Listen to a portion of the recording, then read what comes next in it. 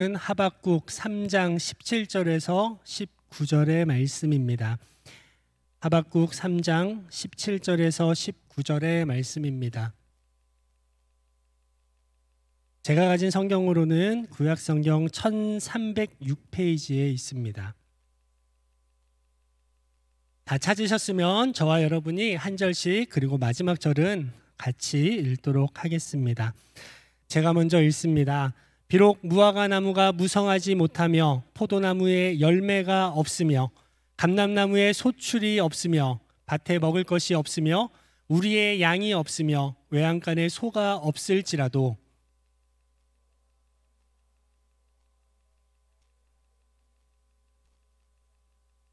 같이 읽습니다. 주 여호와는 나의 힘이시라. 나의 발을 사슴과 같게 하사 나를 나의 높은 곳으로 다니게 하시리로다. 이 노래는 지휘하는 사람을 위하여 내 수금에 맞춘 것이니라. 아멘. 아멘. 반갑습니다. 우리 주변에 있는 분들과 함께 눈인사라도 한번 했으면 좋겠습니다. 반갑습니다. 네. 가끔 그런 얘기를 합니다. 옆에 있는 분들이 적이 아닙니다. 네. 함께 이 믿음의 걸음을 함께하는 믿음의 형제고 자매고 같은 편입니다. 반갑습니다. 오늘 함께 이 하박국의 말씀을 통해서 우리 자신을 다시금 말씀 앞에 돌이키고 하나님의 뜻이 무엇인지 고민해 보는 시간 되기를 간절히 바랍니다. 오늘은 이 하박국서는 그렇게 길지 않은 말씀입니다. 그래서 전반적으로 어떻게 이렇게 말씀이 흘러가는지 좀 한번 살펴보고 오늘의 본문도 함께 다뤄보도록 하겠습니다. 이 하박국 말씀은 하박국이라는 이 예언자 선지자가 묵시로 받은 경고의 말씀이다라고 이 말씀 1장 1절을 보면 기록되어 있습니다. 그가 살던 시대에 대한 여러 가지 의견들이 있지만 한 의견 중에는 이 남유다의 18번째 왕이었던 여호야김 왕이 통치하던 시대에 이 하박국이 활동하지 않았겠냐라는 이야기를 합니다. 여호야김 그리고 그 전에 히스기야 왕 이 즈음을 얘기하는데 여러 가지 의견이 있어서 이 여호야김 왕 시대에 살지 않았을까라고 한 의견을 같이 좀 제시를 해봅니다. 동시대에 활동했던 이 예언자 선지자로서는 예레미야가 있습니다. 예레미야가 좀 더 폭넓게 사역을 했고 그 가운데 이 하박국이 사역을 했다라고 생각을 하면 될 것 같습니다. 그런데 여러 예언서들이 있는데요. 여러분 이 예언서라고 하면 어떠한 느낌이 드십니까? 예언서 이러면 선지자들이 나타나가지고 막 이렇게 막 하나님의 뜻은 이건데 하면서 이렇게 막 선포하거나 죄에 대해서 강력하게 그건 옳지 않아 이러면 안 돼 막 이렇게 하는 말씀들이 많이 있는데 참 신기하게도 여느 이 예언서와는 다르게 이 하박국은 그 누구에게도 이 말씀을 선포하지 않습니다. 말씀을 보시면 짧아서 보시면 알 거예요. 좀 특이합니다. 하나님의 마음, 하나님의 말씀, 하나님의 뜻은 이것인데 유다 백성들 너희에게 하나님의 말씀이 이렇게 임했다라고 이야기하지 않고 처음부터 어떤 일이 일어나느냐? 하나님 앞에 따져 묻습니다.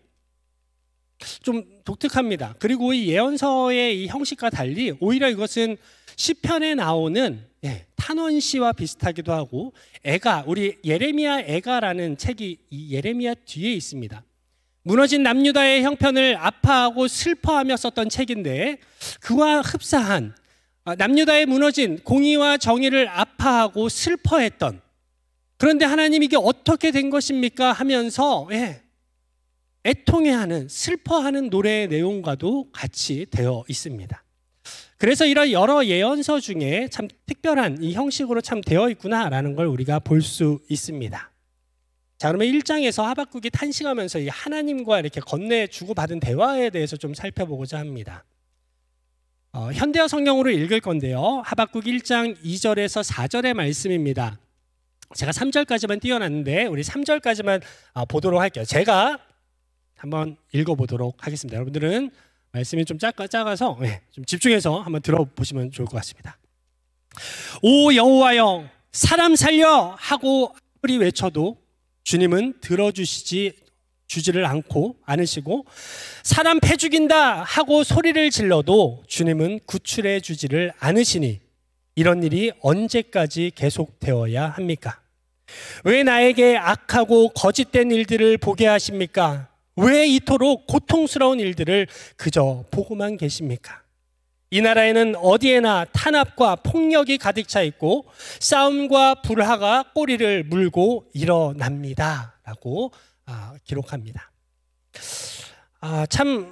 이 당시에 이 남유다의 모습은 이후에 이제 바벨론에 의해서 함락을 당하겠지만 만약에 이 남유다가 누군가의 이 외부의 힘에 의해서 이렇게 타락을 했다면 좀 더 마음이 편했을 텐데 힘드니까 저렇게 하나님을 떠났구나 할 수 있겠는데 외부의 어떤 요인이 아닌 자체적으로 썩어 뭉들어져가는 이 남유다의 모습을 우리가 이 말씀을 통해서 확인할 수 있습니다.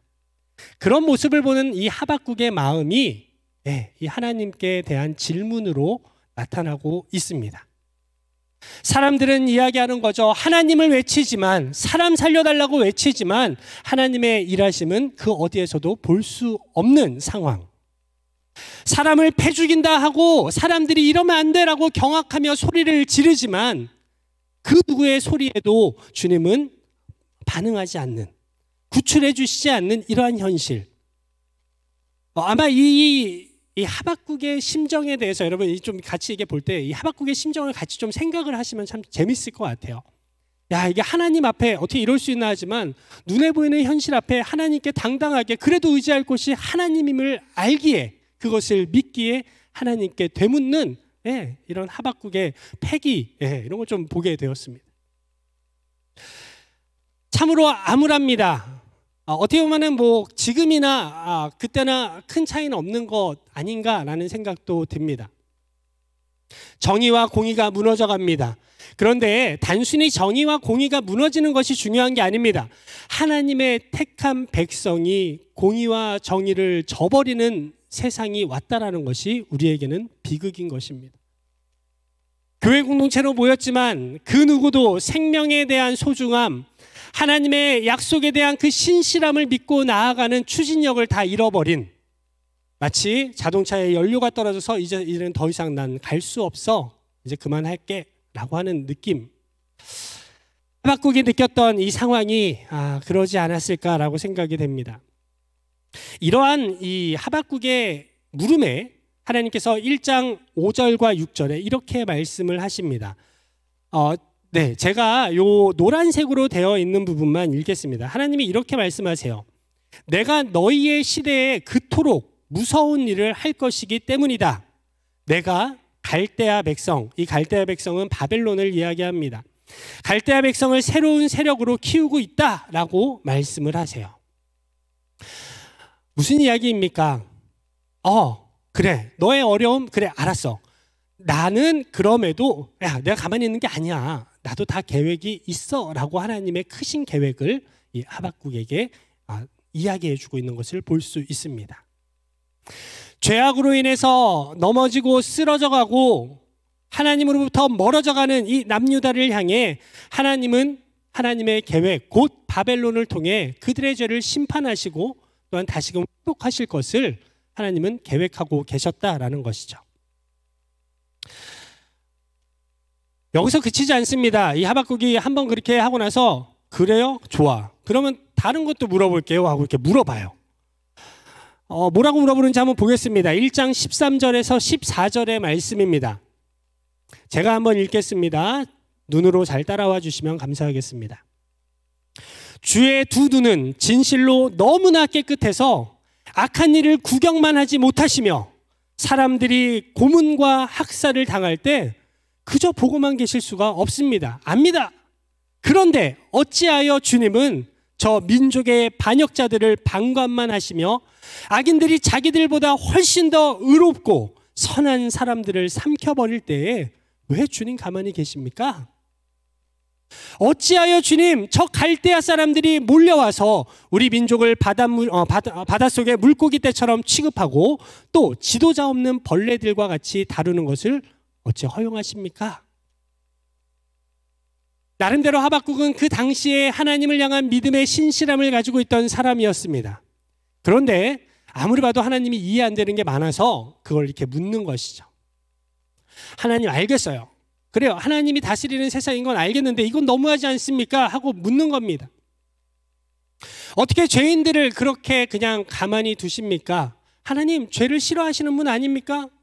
이 13절의 이 이야기는 어떻게 보면 좀 이러면 안 되지만 하나님을 비꼬는 약간 이렇게 비아냥되는 이 내용입니다. 야, 이거 하나님 너무 두 눈은 너무 깨끗하신 분인데 참 구경 잘하시네요. 막 이렇게 이야기하는 거죠. 사람들이 죽어만 가는데 어떻게 반갑만 하신대? 막 이렇게 하는 거죠. 물론 이렇게까지 안 했을 거라 생각이 됩니다. 비참합니다. 참으로 비참합니다. 종종 그런 생각을 할 때가 있습니다. 여기 모여서 함께 예배하는 믿음의 생활을 함께 했던 사람들이 하나둘 믿음에서 벗어나는 일들, 그래서 우리가 함께 모여 예배할 수 없는 어떤 이 극한의 상황을 종종 떠올릴 때가 있습니다. 마음이 참 아픕니다. 너무 슬픕니다. 그냥 눈에 보이는 현실이 너무 아픈 거죠. 그래서 하나님의 뜻보다는 이게 무슨 일이지? 하나님 이게 무슨 일입니까? 왜? 저렇게 열심히 했던 사람이 왜? 그리고 이렇게 이야기합니다. 14절에 보면은 바벨론을 통해서 멸망시키신다라고 했는데 이거에 대해서 이렇게 얘기하는 거예요. 하나님이 택한 백성인데 지금 뭐 하시는 겁니까? 이렇게 묻는 거예요. 갈대아 사람들이 몰려와서 죽인다고요? 처벌한다고요? 벌 내린다고요? 아니 우리가 무슨 바닷속의 물고기 떼처럼 그냥 쉽게 이렇게 하면 죽고 살고 하는 그런 존재입니까? 또 지도자 없는 벌레들 같이 우리가 그런 하나님 백성 아닙니까? 하나님 이게 뭡니까? 라고 이렇게 묻는 것이죠.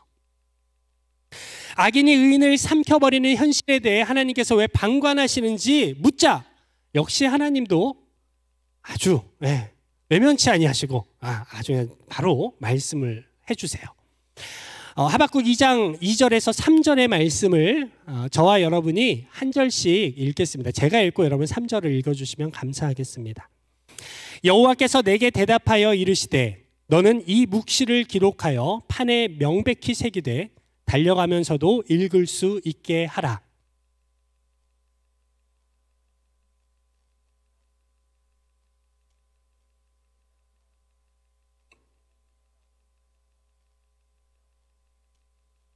아멘, 아멘. 주님이 말씀하십니다. 근데 그렇게 시원치 않는 대답이었어요. 왜냐하면 기다리라는 거죠. 기다리라 라고 하는 겁니다.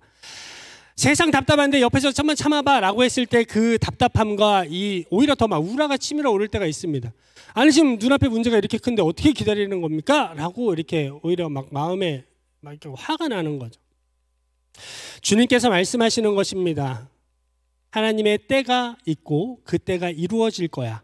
너가 생각할 땐 좀 더딜 수 있어. 사람의 생각으로는 하나님의 일하심이 뭐 이래 라고 생각할 수 있어. 그러나 기다려봐. 반드시 나의 뜻은 나의 계획은 이루어질 거야 라고 말씀을 하십니다. 그러고 나서 이 2장 3절 이후에 2장의 모든 내용에 이런 이스라엘 백성을 향한 타락한 이스라엘 백성을 향한 5가지의 저주를 선포하는 내용이 나타나고 있습니다. 여러분 이 하나님의 공의와 정의가 무너진 이런 남유다의 상황에서 많이 힘들고 하나님 앞에 대답 이렇게 뭔가 따졌는데 이렇게 돌아온 대답이 그렇게 시원치 않았잖아요. 그런데 이 3장의 내용으로 넘어가면서 어떤 내용이 나오냐면 오늘 우리가 읽은 이 본문입니다. 3장. 물론 이게 짧다 보니까 전반적인 어떤 시간적인 흐름의 어떤 이런 감정의 변화나 전반적인 상황을 다 담아내진 못하지만 확실한 건 하나님과의 대화 가운데 하나님의 응답 가운데 이 하박국의 고백이 이렇게 변해가는 것들을 우리가 볼 수가 있습니다. 3장에는 이 악인들이 의인들을 둘러싼 현실 가운데서 낙담이 아니라 하나님의 영광스러운 하나님이 계획하시고 예비하시고 허락하실 미래에 대한 소망을 이렇게 표현하는 내용들로 차 있습니다. 뭐지 하박국이 감정의 기복이 너무 크네 이렇게 생각할 수도 있겠지만 이 과정이 있다는 걸 좀 생각해 볼 필요가 있습니다. 그러면서 여러분 왜 이 하박국 선지자가 이렇게 절망 중에 하나님의 소망을 기대하면서 이 3장에서 하나님을 찬양했을까? 하나님의 하실 일들을 기록했을까라는 우리가 이 생각을 한번 해볼 수 있습니다.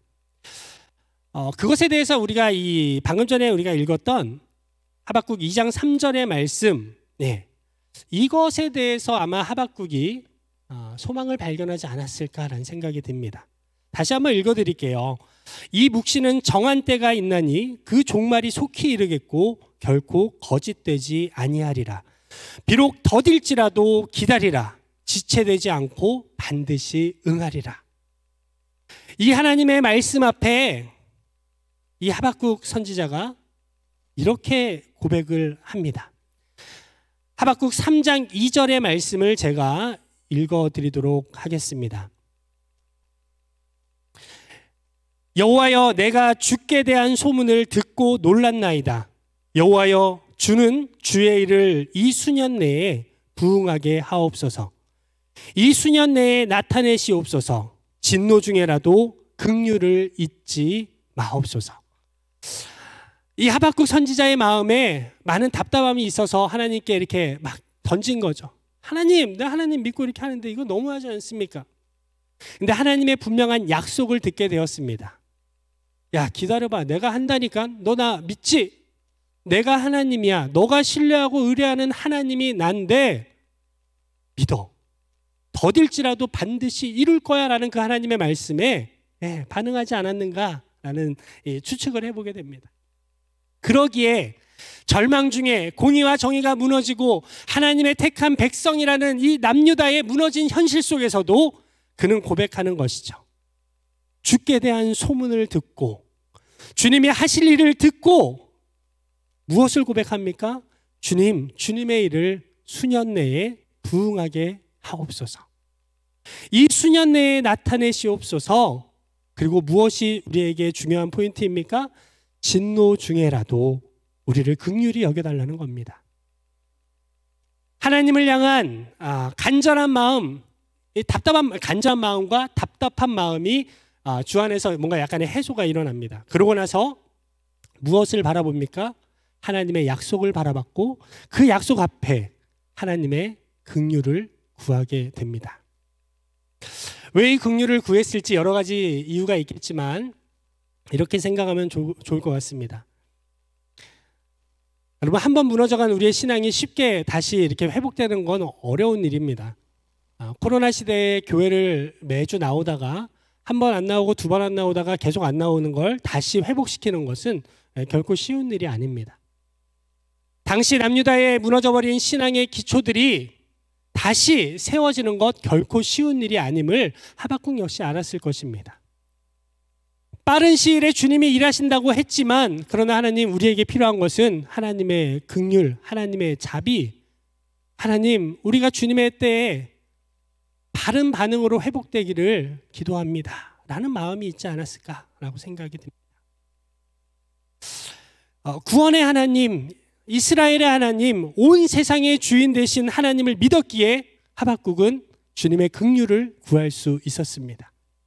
하나님에 대한 믿음이 없었다면 어찌 하나님에 대한 믿음 가운데 긍휼을 구했겠습니까? 그러기에 이 하박국 선지자는 하나님의 긍휼을 베풀어 주시기를 기도했던 것이죠.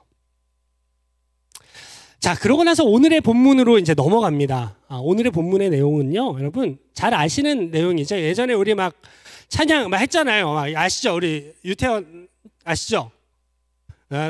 알죠? 박수 나왔습니다. 박자 템포 지금 느끼고 있습니다. 무화과 나뭇잎이 마르고 이렇게 찬양이 있습니다. 저도 뒤늦게 그런 걸 알았습니다. 이 하박국의 상황을 알면 이 찬양을 함부로 부르기는 어려웠겠다라는 생각을 하게 됩니다. 막 기쁘잖아요. 난 여호와로 즐거워하리 막 이런 거 하잖아요. 근데 이 하박국 선지자의 상황이 그렇게 부르면 진짜 대단한 거긴 한데 이 전체적인 상황으로 봤을 땐 참 그러기 힘들었겠다라는 생각을 합니다. 오늘 우리가 읽은 이 3장 17절과 18절의 말씀을 제가 한번 다시 읽어드리겠습니다. 비록 무화과나무가 무성하지 못하며 포도나무에 열매가 없으며 감람나무에 소출이 없으며 밭에 먹을 것이 없으며 우리의 양이 없으며 외양간에 소가 없을지라도 나는 여호와로 말미암아 즐거워하며 나의 구원의 하나님으로 말미암아 기뻐하리로다. 아멘. 아멘입니다. 짠하지 않습니까? 이 말씀 주변인데 이 하박국 선지자가 좀 짠했어요. 야, 이거 신나게 고백하는 것 같지 않고 뭔가 이렇게 그러지 않을까요? 막 이렇게 막 믿음의 고백으로 막 하는데 막 눈물이 날 것 같은, 하나님 나 여호와로 즐거워할 겁니다. 근데 막 눈물이 나고 가슴이 아파요. 회복이 안 되는 거죠. 근데 그냥 기대감은 이 상처를 뛰어넘는 이 기대와 소망이 있는 이 양극의 어떤 이 마음이 이 혼용되어 있는 이 공존하는 이러한 심정으로 이 고백을 하지 않았을까. 오늘의 말씀을 보면서 좀 우리가 우리의 신앙을 좀 함께 돌아봤으면 좋겠습니다. 오늘의 설교 제목은 필요 충분 조건입니다. 준비하다가 제목을 잘못 정했구나라고 생각을 했습니다. 왜냐?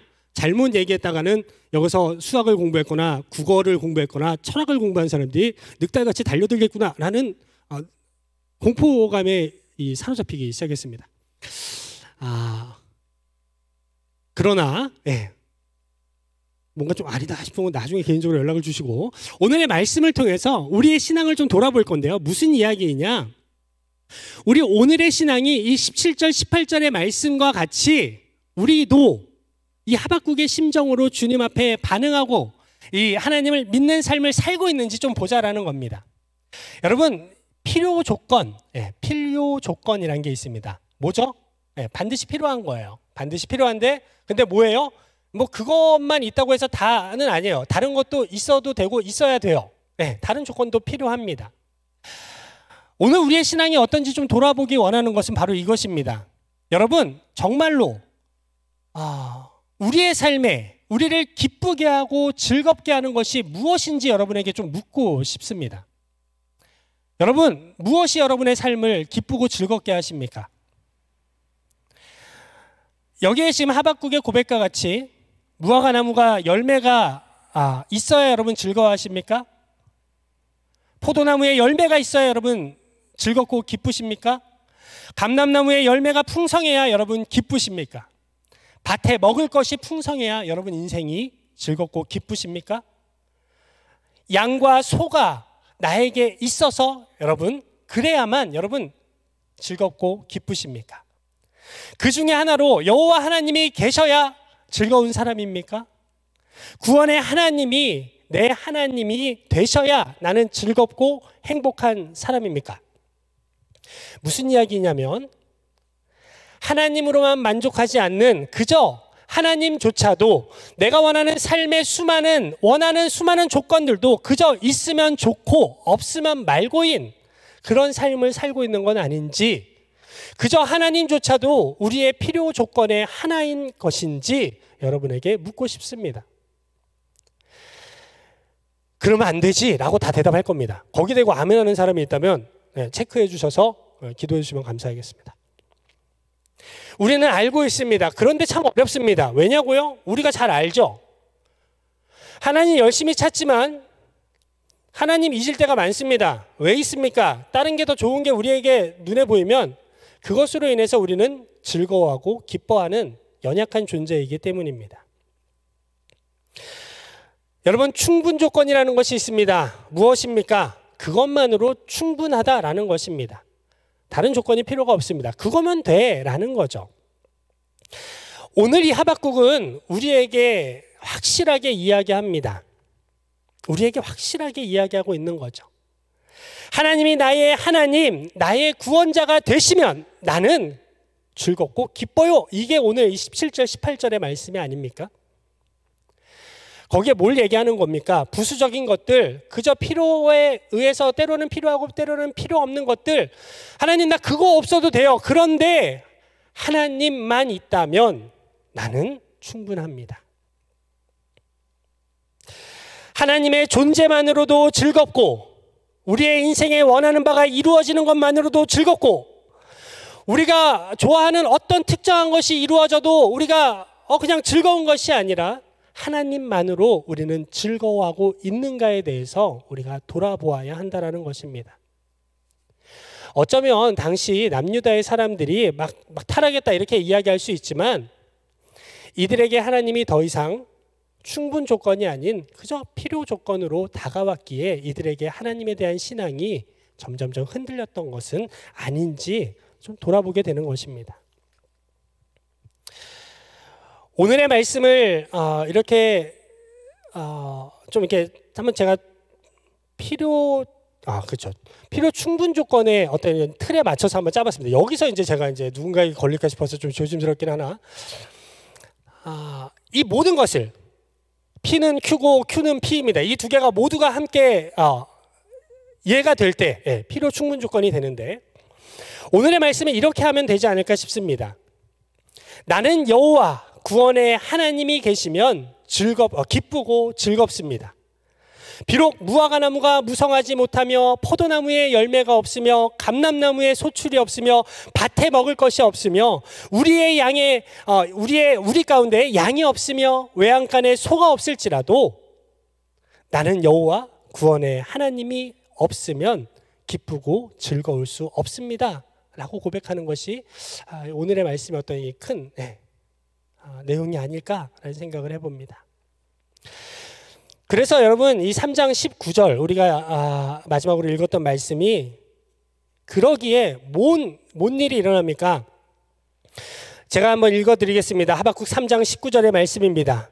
주 여호와는 나의 힘이시며 나의 발을 사슴과 같게 하사 나를 나의 높은 곳으로 다니게 하실 것임을 이렇게 소망 중에 선포하고 있습니다. 이 소망을 왜 선포할 수 있는 것이죠? 완전하신 하나님이 나의 소망, 나의 기쁨, 나의 능력이 되시기에.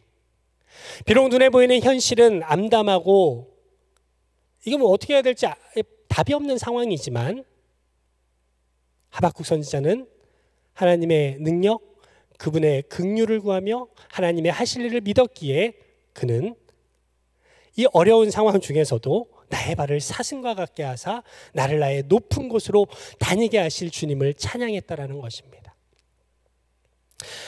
오늘을 살아가는 여러분에게 다시 한번 묻고 싶습니다. 여러분의 삶의 기쁨은 무엇입니까? 오늘을 살아가는 여러분의 삶에 혹 기쁨을 앗아가는 것은 또 무엇입니까? 그리고 여러분의 삶에 하나님은 어떠한 존재이십니까? 간절히 바랍니다. 소망을 발견하기 힘든 이 삶일 수 있습니다. 우리 새내기들은 혹 학교가 아직 발표가 안 난 분들은 또 고민이 있을 수 있죠. 그리고 또 취업을 해야 되는데 취업의 문이 생각보다 쉽지 않네라는 걸 느껴서 어려울 수 있습니다. 뭐 결혼도 그렇고 또 이직을 할 준비하시는 분들, 아니면 그냥 지금 이 직장 생활하는 게 너무 죽을 만큼 힘든 분들도 있을 겁니다. 그냥 주어진 현실이 소망을 발견하기 힘든 상황 가운데 있는 많은 사람들이 있을 겁니다. 그 가운데서 여러분, 이 하박국의 심정으로 반응했으면 좋겠습니다. 하나님께 따져 물어보세요. 하나님, 말도 안 돼. 내가 왜 이렇게 살아야 되는지 막 따져 물어보세요. 그게 우리의 기도가 아니겠습니까? 하나님, 말도 안 돼. 미치겠어요. 막 눈물이 나는 거죠. 화도 나는 거죠. 그러면 주님이 우리에게 말씀하실 겁니다. 주님의 인도하심, 주님의 보살피심, 주님의 함께하심을 우리가 경험하게 될 것입니다. 그 가운데 우리가 어떻게 되는 거죠? 소망이 생깁니다. 괜찮아. 지금 상황 변한 거 없어도 나 하나님 때문에 이길 수 있어. 남들이 뭐라 그러던 나 하나님이 주시는 이 믿음의 확신이 있기 때문에 나 오늘을 살아가고 내일을 살아갈 거야 라는 이 믿음의 확신이 우리 안에 생긴다는 것이죠. 그래서 우리는 주님을 즐거워하고 기뻐하고 그분께 감사하는 삶을 살 수 있는 것입니다. 말씀을 정리합니다. 마칩니다. 여러분, 간절히 바랍니다. 하나님으로만 기뻐하는 삶 되기를 축복합니다. 하나님으로만 즐거워하는 인생 되기를 간절히 바라고 원합니다. 주님의 통치 가운데 살아가기에 우리의 모든 삶의 역경이 지금은 힘들지만 주님의 소망 가운데 주님의 긍휼을 기다리는 삶으로 나아가는 그런 복된 삶이 되기를 간절히 원합니다. 우리 같이 찬양하도록 하겠습니다.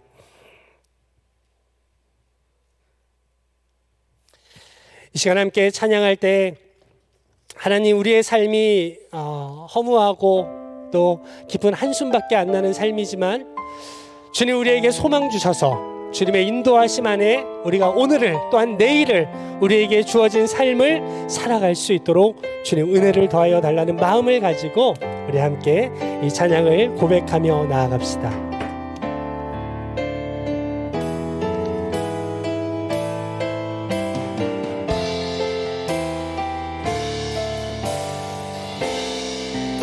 허무한 시절 지날 때, 허무한 시절 지날 때, 깊은 한숨 내쉴 때, 그런 풍경 보시며 단식하는 분 있네. 고와 같이 너희를 버려두지 않으리. 내가 너희와 영원히 함께하리라. 성령이 오셨네. 성령이 오셨네. 성령이 오셨네. 내 주에 보내신 성령이 오셨네. 우리 인생 가운데 친히 찾아오셔서 그 나라 꿈꾸게 하시네. 억눌린 자 갇힌 자, 억눌린 자 갇힌 자, 자유함이 없는 자, 피난처가 되시는 성령님 계시네. 주의 영이 계신 곳에 참자유가 있다네. 진리의 영이신 성령이 오셨네. 아멘. 성령이 오셨네. 성령이 오셨네. 성령이 오셨네. 내 주에 보내신 성령이 오셨네. 우리 인생 가운데 친히 찾아오셔서 그 나라 꿈꾸게 성령이 오셨네. 성령이 오셨네. 성령이 오셨네. 성령이 오셨네. 내 주에 보내신 성령이 오셨네. 우리 인생 가운데 친히 찾아오셔서 그 나라 꿈꾸게 우리 인생 가운데 친히 찾아오셔서 우리 인생 가운데 친히 찾아오셔서 그 나라 꿈꾸게 하시네. 이 시간 함께 기도합시다. 하나님, 우리의 삶이 이 찬양의 고백같이 허무한 시절을 지나는 것과 참 비슷한 것 같습니다. 우리의 삶에 그저 깊은 한숨밖에 없는 것 같습니다. 주님, 우리의 삶을 왜 외면하십니까? 주님께 좀 따져 물었으면 좋겠습니다. 하나님, 나의 삶이 주님의 손 밖에 있는 것입니까? 하나님, 주를 향하여 살아가는 이 인생 가운데 어찌 나의 삶에 이토록 주님의 도우심이 필요하고 또 필요한지 모르겠습니다. 주님, 우리를 외면치 마시고 버려두지 마시고 이 시간 우리와 함께 하시고 우리의 인생의 주인 되어주시고 우리의 인생에 눈물 짓고 한숨 짓는 이 순간 주님 말씀하여 주셔서 주님의 소망을 발견할 수 있도록 이 시간 우리의 마음에 주님의 마음을 깨달아 알게 하여 주옵소서. 이 시간 함께 기도하며 나아가겠습니다. 하나님, 이 시간 주 앞에 간절히 기도합니다. 주님을 향한 믿음과 하나님을 따라 살아가겠다고 다짐했지만 하나님, 오늘 우리의 삶에 과연 하나님의 뜻대로 얼마나 합당하게 살아가는지 우리 자신을 돌아봅니다. 그래서 그런지 하나님, 우리의 삶이, 오늘의 나의 삶이 그저 허무한 시절을 보낸 것 같고 깊은 한숨뿐이 나오지 않습니다. 하나님, 아프고 슬프고 힘겨운 나의 삶에 하나님 어디 계십니까? 우리의 주저앉아버린 삶의 현실 가운데 하나님 어디 계십니까? 왜 우리를 방관하고 계시는지 하나님 묻고 싶습니다. 하나님, 취업과 학업과 직업과 가정의 문제, 관계의 문제로 우리의 삶이 참으로 힘들었습니다. 하나님 도와주십시오. 하나님, 우리의 삶에 간섭하여 주십시오. 우리의 삶에 함께 하시는 그 주님을 깨달아 알게 하여 주십시오. 하나님, 나의 눈이 혹 어두워져서 주님을 바라보지 못하는 것인지 돌아봅니다. 하나님, 나와 함께 하시는데 내가 그 함께 하시는 주님을 바라보고 있지 못하는 어리석은 가운데 있는지 또한 돌아봅니다. 하나님, 말씀하여 주십시오. 나의 마음을 만져주십시오. 우리의 생각을 깨닫게 하여 주시고 주님의 온전하신 뜻을 주의 성령 안에서 깨달아 알게 하여 주옵소서. 주님 또한 바라고 소망합니다. 우리 안에 주님의 소망을 품게 하여 주옵소서. 우리의 연약함을 잃어버리고 우리의 죄됨을 다시금 던져버리고 하나님의 소망으로 우리의 인생을 살아갈 수 있도록, 다시 그 소망으로 일어날 수 있도록 주님 함께 하여 주옵소서. 주님, 우리 한 가지 더 함께 기도합시다.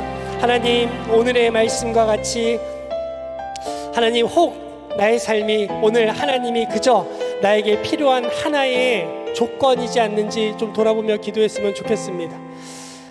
하나님이 나의 모든 것이 되시는지 우리 자신을 또한 돌아봤으면 좋겠습니다. 시간 기도할 때 하나님, 살아계신 하나님이 오늘 나의 삶의 전적인 주인이 되어 주옵소서. 하나님 아닌 다른 것을 우리가 마음 가운데 품고 붙잡고 살아갔던 모습들이 있다면 하나님, 이 시간 다시금 겸손히 주 앞에 나가오니 오직 주님만 우리의 삶의 주인 되어 주옵소서. 우리 시간 다시 한번 기도하며 나아가도록 하겠습니다. 하나님, 이 시간 주 앞에 간절히 원합니다. 우리의 삶에 수많은 연약함과 부족함이 있을지라도 하나님, 오늘 나는 여호와로 만족하는 사람인지 다시금 돌아봅니다. 하나님 한 분만으로 만족하고 감사하는 존재인지 돌아봅니다. 혹 하나님, 나의 삶에 그저 주님은 필요한 하나의 조건에 불과하지 않았는지 또한 돌아봅니다. 이 시간 하나님, 우리 자신을 주님 앞에서, 말씀 앞에서 겸손히 돌아보니 하나님, 우리를 불쌍히 여겨주시고 다시금 우리의 삶에 하나님이 주인 되어 주셔서 이 시간 하나님, 오직 하나님의 통치와 하나님의 인도하심과 하나님의 축복 가운데 우리의 삶을 온전히 내어드릴 수 있도록 주님 이 시간 함께하여 주옵소서. 나의 힘으로, 우리의 힘으로는 할 수 없사오니 이 시간 성령 하나님, 우리 안에 찾아와 주시고 우리 안에 충만히 임재하여 주셔서 주님의 뜻을 택하고 하나님의 통치를 선포하며 하나님의 다스리심 안에서 우리의 삶을 살아갈 수 있도록 우리 안에 온전한 믿음의 회복을 이루어 주옵소서. 주님, 이 시간 우리에게 찾아와 주시고 우리를 다스려 주시고 우리의 주인 되어 주시고 우리의 필요가 되어 주시고 우리의 충분한 삶의 이유가 되어 주셔서 오직 우리의 삶으로 하나님 한 분만을 높여드리는 인생, 주님 한 분만으로 만족하고 충분한 인생을 살아갈 수 있도록 주님 우리를 붙잡아 주옵소서.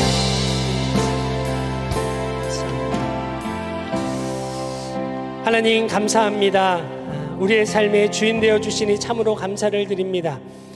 비록 우리의 삶에 무화과 나무가 무성하지 못하고 포도나무에 열매가 없고 감람나무에 소출이 없을지라도 하나님, 주님 한 분만으로 만족하는 우리가 될 수 있도록 인도하여 주십시오. 하나님이 우리의 삶의 주인 되어 주시는 놀라운 일들이 우리 안에 더욱더 커져가기를 간절히 소망합니다. 하나님, 우리의 삶이 너무나도 힘들고 각박해서 우리는 때로 하나님을 그저 필요 조건으로만 여기고 살진 않았는지 우리를 돌아봅니다. 믿음 없는 우리의 모습을 불쌍히 여겨주시고 긍휼히 여겨주시고 주의 진노 중에서라도 우리를 다시금 주의 온전하심으로 돌이켜 주옵소서. 주님의 은혜를 구합니다. 주님의 자비를 구합니다. 주님, 우리의 삶을 다스려 주시고 또한 우리 한영 공동체 주님 주인 되어 주셔서 주님이 다스리시고 인도하시는 공동체 될 수 있도록 또한 이곳에 우리와 함께 하시고 주인 되어 주옵소서. 하나님, 우리의 모든 삶으로 오직 살아계신 하나님만이 높임 받으시기를 원하며 예수님의 이름으로 간절히 기도드립니다. 아멘.